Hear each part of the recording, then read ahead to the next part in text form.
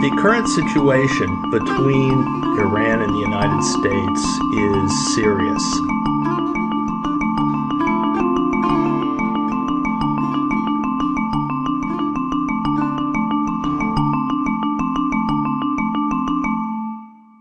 It is clearly the most serious situation since our rivalry with the Soviet Union up through the early 1980s.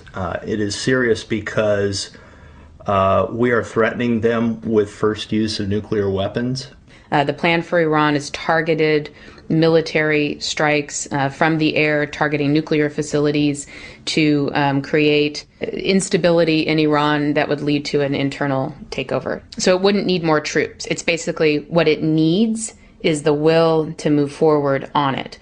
The Bush administration has the will. We can see that the administration is doing the same damn thing that it was doing to get us into that horrible war in Iraq. And that is, it's putting out propaganda, it's misleading the public. Vice President Cheney stood on an aircraft carrier 150 miles off the coast of Iran today to deliver a blunt message. We will stand with others to prevent Iran from gaining nuclear weapons and dominating this region. Why is the U.S. government trying to start a war with Iran? Basically, until 1979, U.S. and British oil companies owned most of Iran's oil. In 1979, with the Iranian Revolution, the oil companies were kicked out. Since that time, I think it's safe to argue that U.S. and British oil companies and our governments have felt that that oil really belongs to them and have been trying to get it back. It's a tremendous amount of oil. Oil is not just about the profits that would be yielded to oil companies if they owned the oil, although it is a lot about that. It's also about the global power garnered by who controls the last bits of global oil supply. 2/3 of the world's reserves of oil and natural gas is in the Middle East Central Asian region. The largest is in Saudi Arabia, the second largest in Iraq, and the third largest in Iran.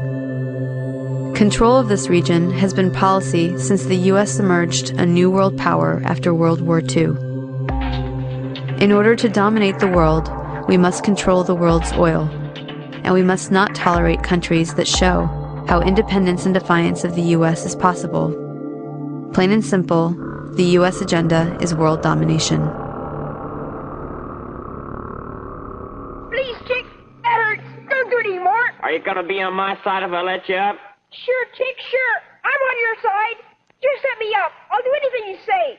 Controlling oil means you have a stranglehold on the world economy, and you have a stranglehold on countries who use oil. Either they depend on it for their economy or they import oil. The U.S. established business and military partnerships with the dictators in the region. The Saudi royal family in Saudi Arabia, Saddam Hussein in Iraq, and the Shah in Iran.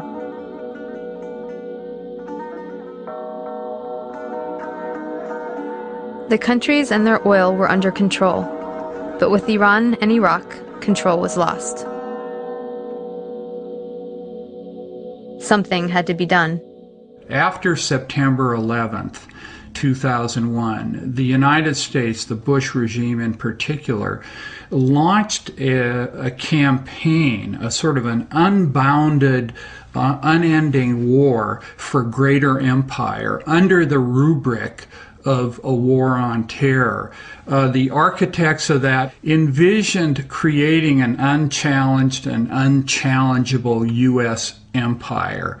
These neocon theorists argue that after the collapse of the Soviet Union, the United States had a once-in-a-lifetime opportunity that without the Soviet Union, without this nuclear-armed superpower confronting the United States, the U.S. reigned unchallenged militarily. And if it did not act decisively, new challenges would emerge and it would go the way of other empires. I mean, the Russian empires collapsed twice in the 20th century. The Austro-Hungarian, the French, the British empires rise and fall increasingly quickly, and people like Paul Wolfowitz, like Dick Cheney, like Lewis Libby were very aware of this. So when September 11th came, they seized on this attack. They felt they had a political opening. Again, once in a lifetime. George Bush writes in his diary that night, this was the Pearl Harbor of the 21st century. A once-in-a-lifetime opportunity to launch this boundless war to reshape the Middle East and the whole world.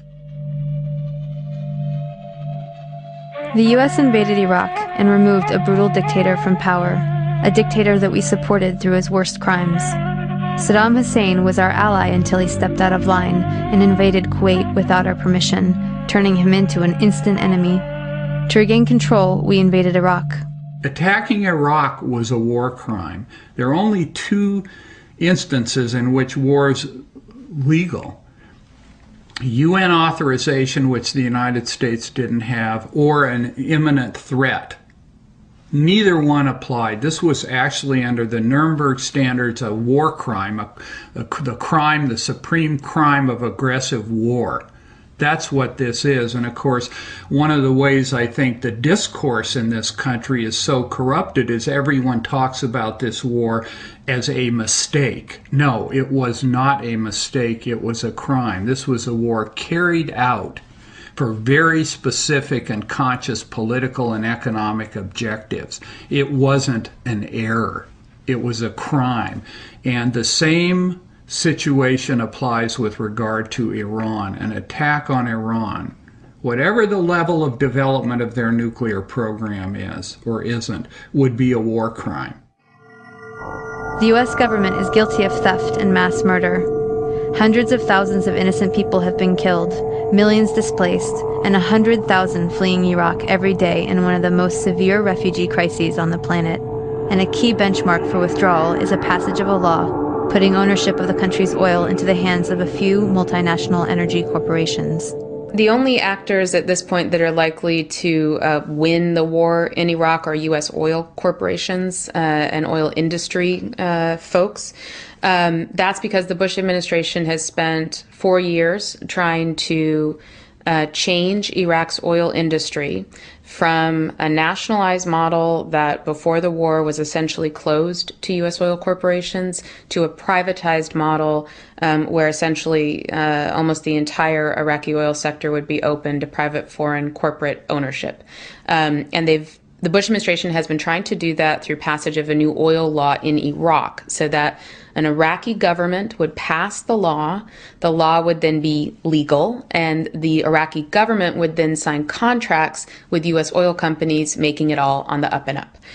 So the slow process has been trying to get in place the right Iraqi government and then get the law passed in Iraq. The law is truly radical. Essentially, it would say before the war, U.S. oil companies didn't have access to Iraqi oil. After the war and the occupation, U.S. oil companies own the vast majority of Iraq's oil. Fairly successful use of a military by the interests of the U.S. oil corporations. Well, we're only advisors. You make your own laws. But I think you'll find that your new law is a good law.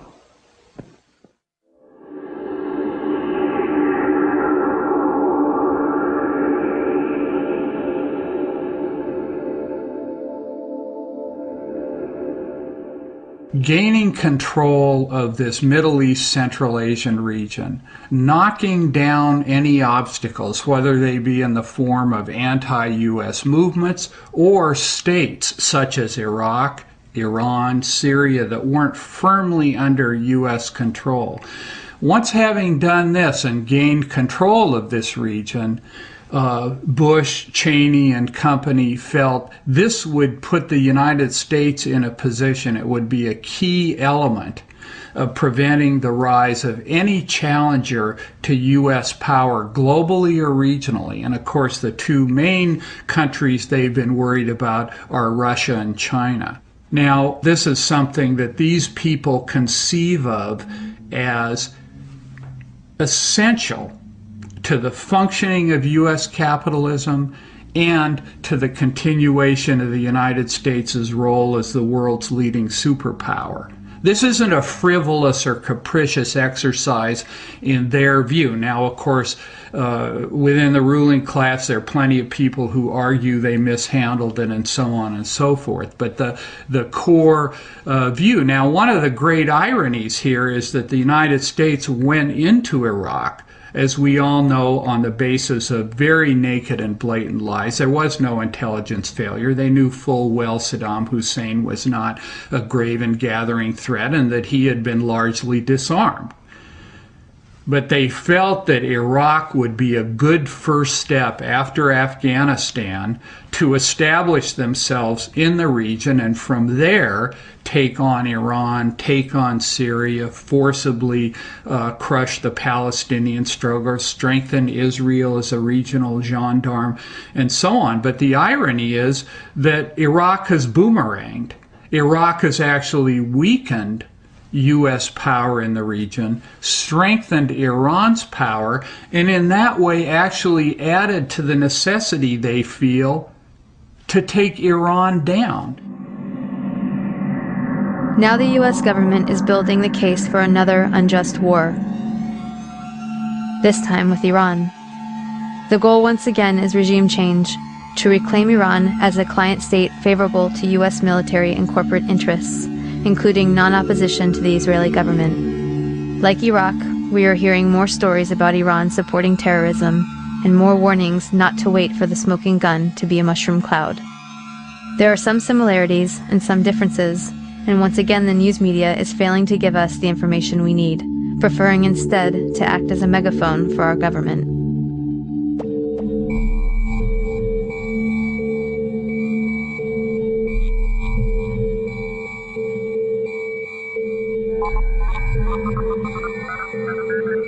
You know, it's really important as a first step towards preventing war on Iran that people keep in mind as they hear any rhetoric that's pushing towards war to have a skeptical eye.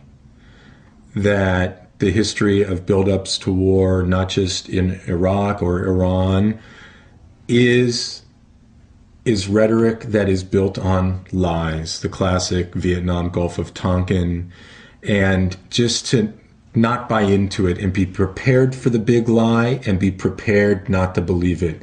As a great journalist from the 20th century, I.F. Stone said when he would introduce a topic to a journalism class, he'd say, there's two words that you get out of this class, let it be governments lie.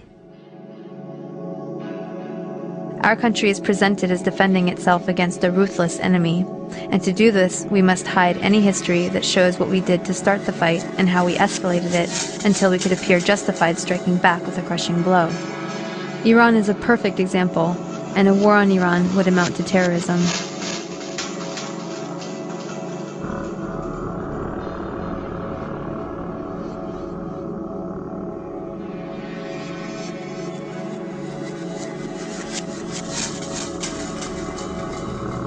Our second goal is to prevent regimes that sponsor terror from threatening America or our friends and allies with weapons of mass destruction. Iran aggressively pursues these weapons and exports terror, while an unelected few repress the Iranian people's hope for freedom. States like these and their terrorist allies constitute an axis of evil, arming to threaten the peace of the world.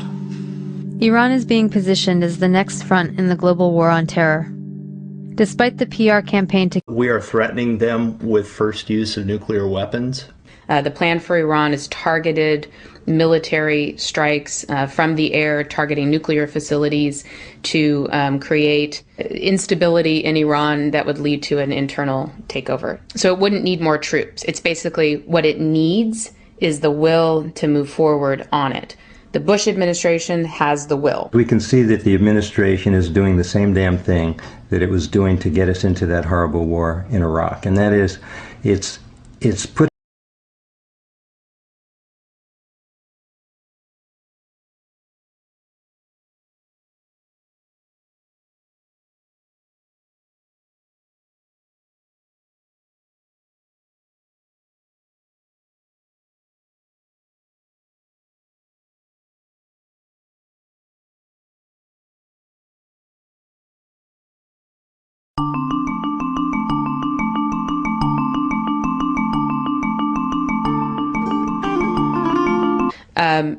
Since that time, I think it's safe to argue that U.S. and British oil companies and our governments have felt that that oil really belongs to them and have been trying to get it back.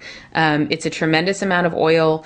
Oil is not just about the profits that would be yielded to oil companies if they owned the oil, although it is a lot about that. It's also about the global power garnered by who controls the last bits of global oil supply. The current situation between Iran and the United States is serious.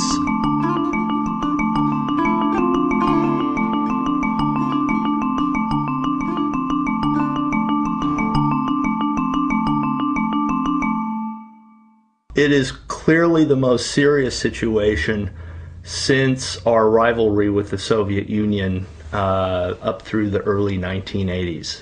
It is serious because putting out propaganda, it's misleading the public. Well, Vice President Cheney stood on an aircraft carrier 150 miles off the coast of Iran today to deliver a blunt message. We will stand with others to prevent Iran from gaining nuclear weapons and dominating this region. Why is the U.S. government trying to start a war with Iran? Basically, until 1979, U.S. and British oil companies owned most of Iran's oil. In 1979, with the Iranian Revolution, the oil companies were kicked out.